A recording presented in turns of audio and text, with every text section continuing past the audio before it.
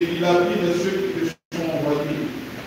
Combien de fois ai-je rassemblé des enfants, comme la poule rassemble ses poussins sous ses ailes, et vous n'avez pas voulu.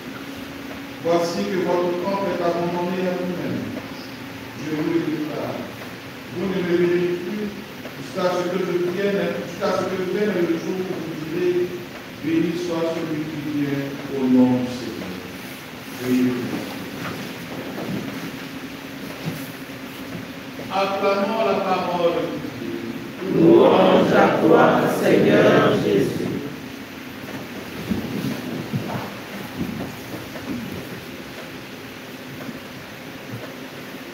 Frères et sœurs, il y a des jours où l'Évangile semble nous parler avec une intensité toute particulière, une intensité brûlante, comme s'il s'agissait d'une lettre personnelle adressée à notre cœur ou à chacun d'entre nous. Aujourd'hui, en est d'autres. Saint Paul nous confie cette étude qui pourrait bien transformer notre manière de vivre. Rien ne pourra nous séparer de l'amour de Dieu qui est le Christ de Jésus notre Seigneur. Avons-nous entendu dans la première lecture de ce jour? Cette parole n'est pas une poésie naïve, ni une figure de style, ni une manière de parler, mais elle vient d'une expérience, elle vient d'un vécu. Elle est née dans la chair d'un homme persécuté, emprisonné et rejeté par tous.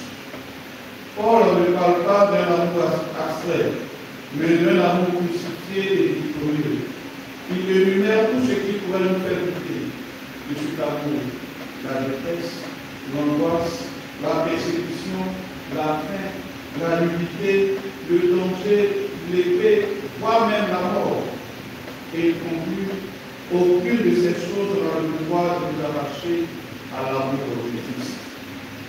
Et pourtant, dans l'Évangile, nous voyons Jésus lui-même confronté à la menace de la mort. Par d'ici, lui disent les pharisiens, car Hérode veut le tuer. Mais Jésus, au lieu de fuir, il préfère rester. Il avance, libre, déterminé, fidèle à sa mission. Il sait que Jérusalem est la ville qui tue les prophètes, mais il ne se détourne pas de sa mission. Plutôt, il pleure sur elle, il lève la bouche pour lui. Combien de fois ai-je voulu rassembler tes enfants comme une poule rassemble sa poupée sous ses ailes? Frères et sœurs, quelle tendresse et quelle profondeur de l'amour de Dieu de Jésus pour Jérusalem. Le Christ n'est pas un Dieu de contrainte, mais il est une mère blessée, un berger qui pleure ses brebis dispersées. Malgré toutes les menaces, malgré les persécutions et les difficultés du chemin, il ne se lasse pas d'aimer. Maintenant, il est rejeté.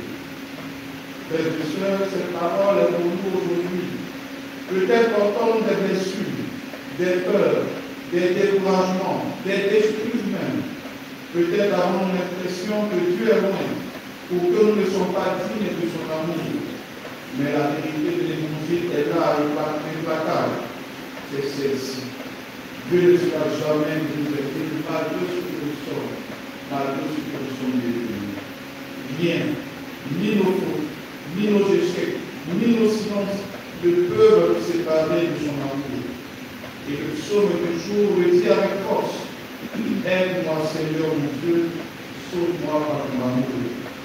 C'est ce cri du pauvre, ce cri du cœur brisé, ce cri du croyant qui s'abandonne, que Dieu répond toujours à ce cri.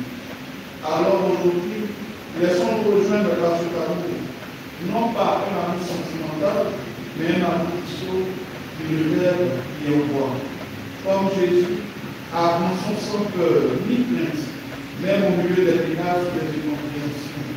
Soyons des témoins de cet amour indéracinable et inébranlable. Et si nous avons appelé sur si nous avons appelé sur nos familles, sur notre communauté, sur notre pays, sur nous-mêmes, bien souvent, faisons-le avec le cœur de Christ.